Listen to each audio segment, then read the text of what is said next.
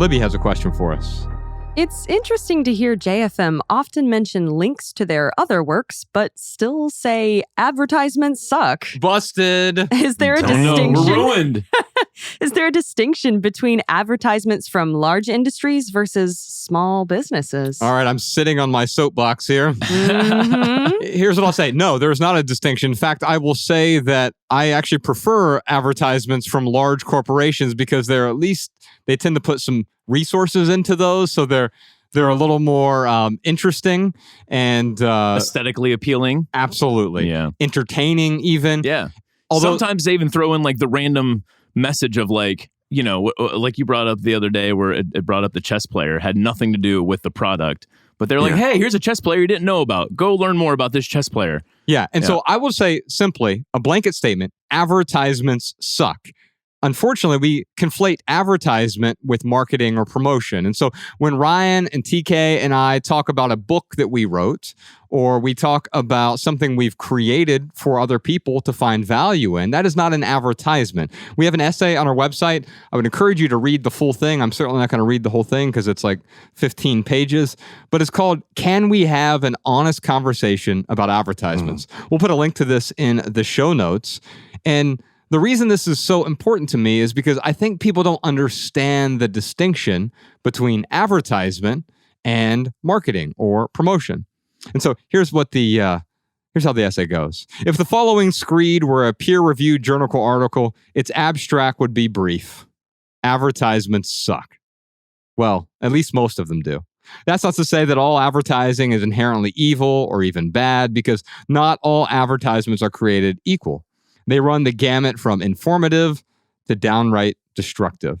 To understand the inherent problems with advertisements, it's important to first point out that advertising isn't the same thing as marketing. Though these two terms are often used interchangeably, they are different in practice. Advertisements are paid announcements via a public medium. Mattress commercials, infomercials for the latest exercise fad, and seemingly harmless adverts for harmful prescription drugs.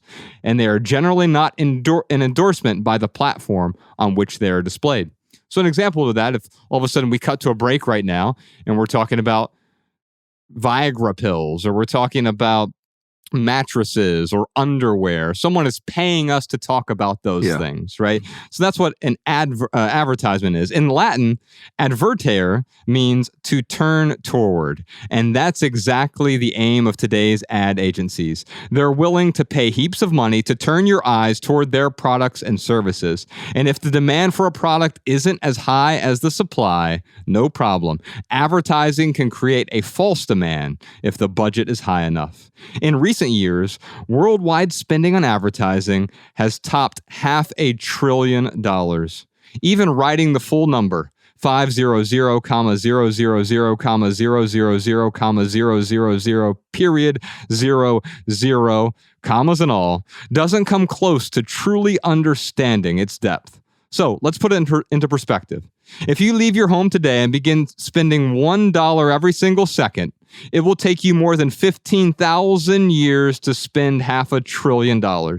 In fact, if you would have spent $1 million every single day since the fall of Rome, you still wouldn't have spent $500 billion by now. And so this is every year we're spending $500 billion on advertising. And we're spending more than that every year on advertising. Every year. Which isn't so bad in and of itself. After all, it's just money being spent on informing people about useful stuff, right? Yes, that sort of used to be true. And then I go into this essay, a history of advertising, sort of when it became more pernicious during the turn of the 20th century.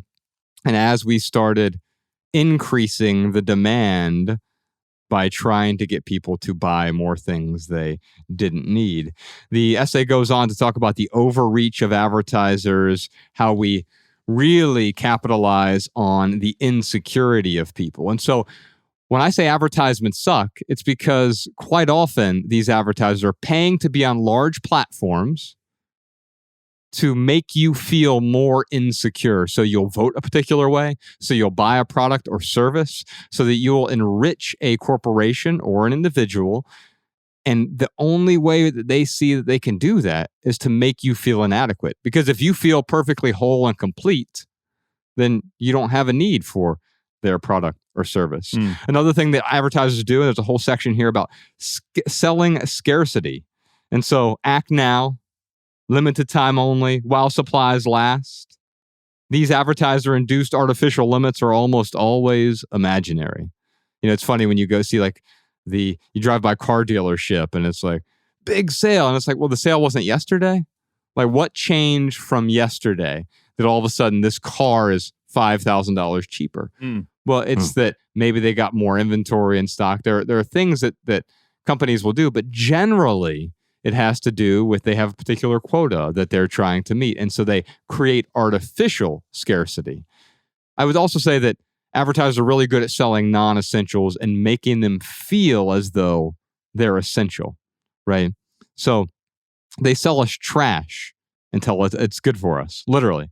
Since American farmers are faced with unprecedented hordes of soybean and corn crops, and thus unprecedented waste products from those crops, advertisers have found a way not to safely dispose of the waste, but to repackage it and sell it to you as hydrogenated oil, a supposed alternative to healthier oils from avocados, olives, almonds, etc. And so that's really just the tip of the iceberg, because the junk food that's sold to us, most of the commercials for food aren't for food. They're for food-like products, right? Processed foods. And of course, inflammatory oils like seed oils that are making us sick. Also, advertising to children, which is probably the most insidious of all of the advertisements. But advertisers have found the easiest way to flood our homes with non-essentials by advertising to our children.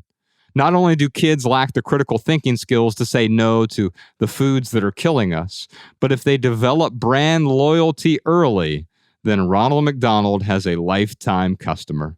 According to the American Psychology Association, commercial appeals to children became commonplace with the advent and widespread adoption of television, and they grew exponentially with the proliferation of cable television, which allowed programmers to develop entire channels of child-oriented programming and advertising.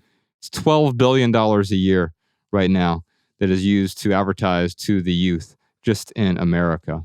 Now, in the essay, it talks about the upside of advertising as well. It is possible for advertisements to inform us. And then I talk about the preferences of people, like Sao Paulo, for example, which we covered, I believe, on the last podcast episode during the Advertisement Suck segment. But Sao Paulo outlawed billboards all throughout the country because people voted on, hey, this is litter. Our city has become littered with advertisements, and we want to get out of it. And so the article goes into the profit motive, alternatives to advertisements. There's no free lunch. Every hour of network television is peppered with nearly 20 minutes of interruptions. And the same is true for most other mediums, which one would argue is more costly than the free price tag we're giving up for our two most precious resources, our time and our attention to receive the product. So we often think, oh, that podcast is free. Oh, it's free to turn on the TV and watch that show. But if it's 20 minutes of ads, you're paying with your time and your attention. This is why, and I talk about this in the essay, why I always opt for the premium service when possible. If it's Spotify, then get rid of the ad-supported version if you can afford it. When I say afford it, I don't just mean with your money, but I can't afford to spend my time on your products. And so whenever I can remove ads from something, Dan Savage, one of my favorite podcasts, he has a public version, kind of like us. And by the way, it's how I got Minimal versus Maximal. He has a Micro versus Magnum edition of his podcast. It's a sex advice show. And what I realized is, so he has the ad-supported free public version, and then he has the paid-for subscription model. And it's just ad-free, and it's twice as long. Wow, I would prefer to pay to not get ads. I pay YouTube, $12 a month. I never see an ad on YouTube now, right? Mm-hmm. And now this is from a place of privilege. And I fully recognize I have the privilege of paying $12 a month to get rid of those ads. But what I will say is that there are other mediums that I simply just have opted out of because I don't have that option. That's another place of privilege. I can opt out. I can say no because you are bombarding me with your advertisements. Yeah. Ultimately, I just want to finish this essay here by talking about marketing, because this is what we do with our podcast. Yes, we talk about products and services, things that we create. I teach a writing class. I talk about that. I don't do advertisements. Ryan and I have never done an advertisement for any of our books. And later, during the advertisement suck segment, I have the most disappointing ad of my entire life. We'll talk about that in a moment. But let's talk about marketing. The flip side of advertising isn't the absence of communication. It's marketing. So when I say advertisements suck, I'm not saying we need to get rid of all communication. No, of course not. There's a better way to do it. In his book, The Mindset of Marketing, Derek Sivers writes, "Don't confuse the word marketing with advertising, announcing, spamming, or giving away branded crap. Really, marketing just means being considerate. Marketing means making it easy for people to notice you, relate to you, remember you, and tell their friends about you. What Sivers is describing here is the most honest form of marketing, informing people without manipulating or bothering them. At its ethical zenith, marketing considers the needs and points of view of an audience and works hard to meet those needs by connecting the creators with consumers in an authentic way. In neutral terms, marketing is an unpaid endorsement, often by the creator herself, communicated directly to an audience who's eager to learn more about the product or service. When done well, this is what Seth Godin describes as permission marketing. The privilege, not the right, of delivering anticipated, personal, and relevant messages to people who actually want to get them. It is possible to engage in world-class marketing without spending a penny on advertising. True, both advertising and marketing are forms of promotion. Both allow creators to present their goods and services to a group of people. And when executed poorly, even well-intended marketing can be overkill. Like advertisements, not all marketing messages are created equal. Unfortunately, not every marketer is a paragon of integrity. Just like the advertising world, marketing messages can be laced with misinformation, exaggerations, and propaganda. As the Minimalists, we provide loads of high-quality free creations, essays, podcasts, and quotes, and we occasionally use our platforms to promote a book, event, or service. And if we're being forthright, even though we attempt to market with integrity, even we struggle to walk the line between informative and overkill. And when I say that, I'm not saying that we are ever beating anyone over the head, but I'm constantly talking to everyone on the team about we don't want to beat people over the head with promotional messages, with marketing, with promotions, etc. Obviously, we don't do advertising. But even when we're promoting something, I want to do it tastefully in a way that adds value to other people's lives. And while we won't accept $1 to advertise on our podcast, we'll happily recommend things that have added value to our lives. That's what the whole added value, it's the spirit of the added value segment on our podcast is, hey, really getting value from this. It's not sponsored by anyone, so you can know that we actually get value from it. Yeah. And Libby, I don't want you to think that it goes unnoticed with us, that everything we do is steeped in irony. So when we say advertisements suck, but we're talking about something we're doing, yeah, it's a little ironic. I get what you're saying. But to Josh's point, I mean, we're promoting something that we created, that we truly, truly believe in. And there are products that we've actually talked about where they have come to us and they're like, hey, we heard you mention this product on your podcast. Can we work out some kind of, advertisement thing? Well, paid promotion thing. And we're like, no, because then we have to talk about it. We don't want to have to talk about anything. That's right. And it's also the reason we don't monetize our YouTube channel.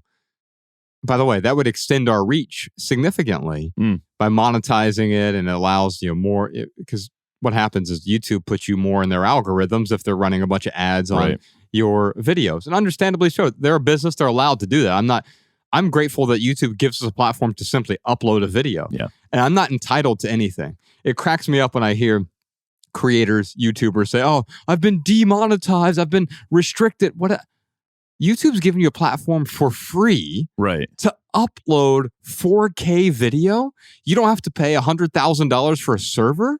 I get to just upload my videos. How awesome is that? But I'm not going to monetize the channel. Why? Because how awful would it be to place ads on the art that we create? Because to me, this is our audio art. And I don't want a McDonald's ad. I don't want a Pepsi ad. I don't want a KFC ad. I don't want an underwear ad. I don't want a pharmaceutical ad on our podcast. Yeah. And so what we do is we opt out. Yes, we opt out of the money, but then we simply say, hey, if you want to support our show, you can do that. Patreon.com/The Minimalists. You can support us. You can keep the show 100% advertisement free. Dude, we are steeped in this economy. We are steeped in this this economy of advertisements. And, listening to you read that essay, I'm like, Jesus Christ, it sounds really hopeless. Like it's just everywhere. You can't get away from it, But then I'm starting to think, first off, like, oh, how can we change the system, right? Because I'm a big idea guy. And then I'm like, there's no way that like the three of us could change this system. This system it is like full blast right now. But what we can do is we can decide on a day-to-day, on a minute by minute, hour by hour, we can decide what we do with our time and who we give our attention to. And because we do come from a place of privilege where we have this platform to talk to millions of people, we also have the opportunity to decide what we are feeding people or what we're not feeding people. So, anyone out there feeling a little helpless about living in an economy like this, you do have ways to opt out yourself. Both of you guys use the word privilege. So I've got to say something that's very important because privilege comes up a lot in discussions on minimalism, right? This is a message for the privileged. That's the kind of stereotype. Every year, young people from economically disadvantaged backgrounds and poor families are given the opportunity to receive free money in the form of credit cards with really high interest rates. Unbeknownst to them, using those credit cards will cause them to mortgage their future and become debt slaves for the next decade. They're not going to use those credit cards to invest in anything because most of them don't have the financial literacy to even know what to invest in. But more importantly, you're not likely to find an investment vehicle that can outpace the interest rate that you'll have to give back to the bank in exchange for that credit card. Which means that even if they don't come from a background where they have a lot of money or have a lot of stuff, they are so infected with consumerism that when they receive these credit cards, they are literally going to trade in the next decade of their lives by spending money they don't have to buy stuff. Where does that mindset come from?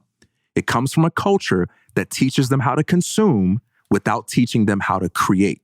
The advertisements that tell you to buy this or that you'll be happy if you get this, they're not telling you how to live a lifestyle or how to train your mind to become the kind of creator who solves problems for people or creates wealth for society. They're just telling you what you need to buy in order to become wealthy. That is something that infects the minds of the rich and the poor alike. And I would argue, I'm not going to make the full case here, I would argue that it hurts the poor more. I would argue that consumer culture affects the people who don't have stuff and who can't afford stuff even more. Yeah. Anyway, I just had to comment on that really quickly, but I would say there's nothing wrong to get to this question or this concern. There's nothing wrong with accepting a paycheck in exchange for promoting something as long as you do it in good faith and with clarity of conscience. But that's qualitatively different from promoting something that you yourself created or you yourself consumed and you want to share with the rest of the world. Why? Because you can't accept a paycheck without also accepting accountability to the person or party that you're accepting a paycheck from. And so if someone is paying me to promote their orange juice, their gym shoe, or their book, they get to have a say, and it's only fair, on not only what I say when I'm promoting the product, but what I say in the entire context in order to make sure that it's compatible with the image and brand that I'm promoting. So there is no such thing as accepting advertising revenue without also accepting accountability to the advertiser. And most people today have sold their souls not for money in exchange to go kill somebody or do something really evil. Most people have sold their souls in exchange for the right to laugh at what they think is funny, the right to speak what they think is true. And most people are walking around not saying what they really feel or what they really think because they've sold out. There's nothing wrong with selling, but when it leads to you selling your soul, then that's the problem. And for many people, that's precisely what advertising does to them. Did you enjoy this standalone Patreon highlight? If so, you can listen to full episodes of the Minimalists private podcast available exclusively on Patreon. Visit patreon.com/theminimalists or click the link in the description. Your support keeps our podcast and YouTube channel 100% advertisement free.